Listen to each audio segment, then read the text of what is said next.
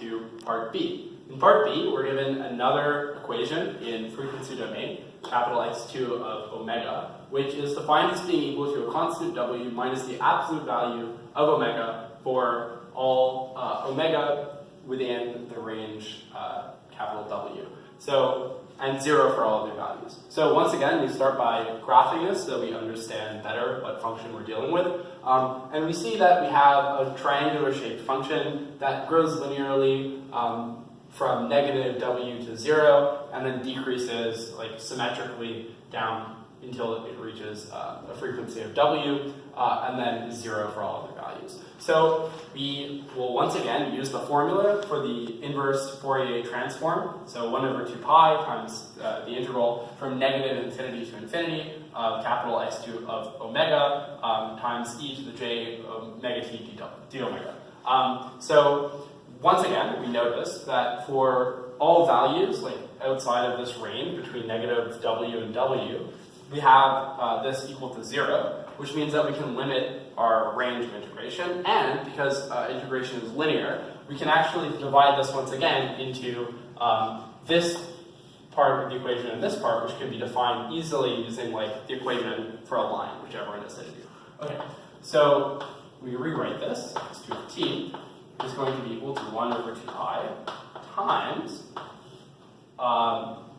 we have the left-hand side, which goes from negative W to 0, and that part's going to be equal to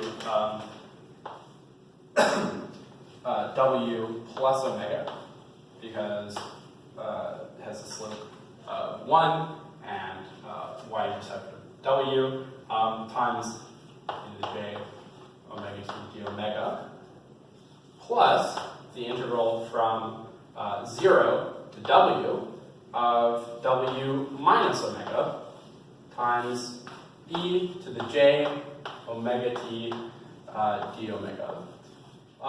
So this is a little bit more difficult to integrate than the first problem, but it's still completely doable. We're just going to use integration by parts, and I opted to use the tabular method to make this easier to do.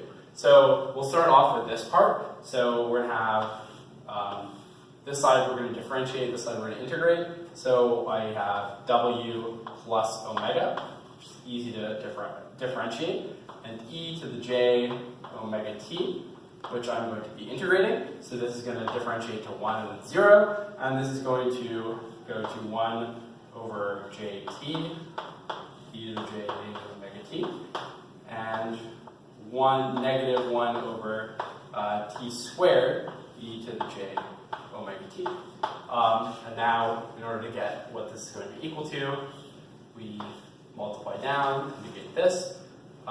So this is going to give us the value for this part. And then for this part, we do the same thing, but instead we do W minus omega, and then we get negative 1 and 0. And this half is going to look exactly the same. So jt, e to the j omega t, and negative 1 over t squared, e to the j omega t. And once again, we're going to be multiplying down this way, and this part is going to be negated, so we can get rid of this. Okay, so this yields x2 of t, which is equal to W plus omega, there's a nice angular W, plus omega, times 1 over jt, e to the j omega t, plus 1 over t squared, e to the j omega t, evaluated from 0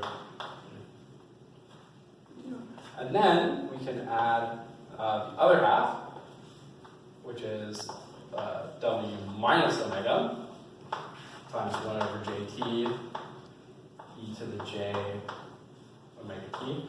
And this is going to be minus 1 over t squared, e to the j omega t. And it's going to be evaluated between 0 and W, and all this is going to be multiplied by 1 over 2 pi. Okay, so all we have to do now It might be like nice to simplify a little bit actually. So we can divide out that e to the j omega t term. So we get that x of t is equal to e to the j omega t times w plus omega over jt plus 1 over t squared. Also, once again, can't forget your 1 over 2 pi, which I often do. This again is going to be evaluated between negative w and 0. And then the same applies to the other side, so we divide out our e to the j omega t, so we minus omega over jt, and then minus 1 over t squared. And this again is going to be evaluated between 0 and w. Okay, so now that we have this a little bit simplified, we have to begin the process of substituting in our values and then canceling terms out, and it's going to be a lot, but we'll get through it together.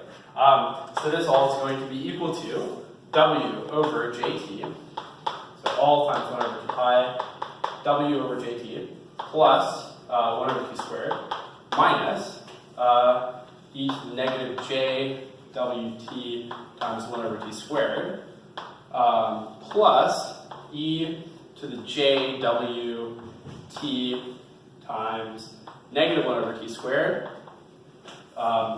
minus w over jt minus 1 over t squared, all of that, which is like a lot of mess essentially, but we can actually like simplify this a great deal by sort of pairing like terms together and canceling things out, and we get something that looks like 1 over 2 pi times 2 over t squared plus negative 1 over t squared e to the negative j omega t minus 1 over t squared e to the j omega t. And just like in the first problem, we noticed that these two are complex conjugates of each other, which means that we can actually simplify this whole thing to being equal to 1 over pi t squared minus 1 over pi t squared times cosine of wt. And this is our final answer for this problem.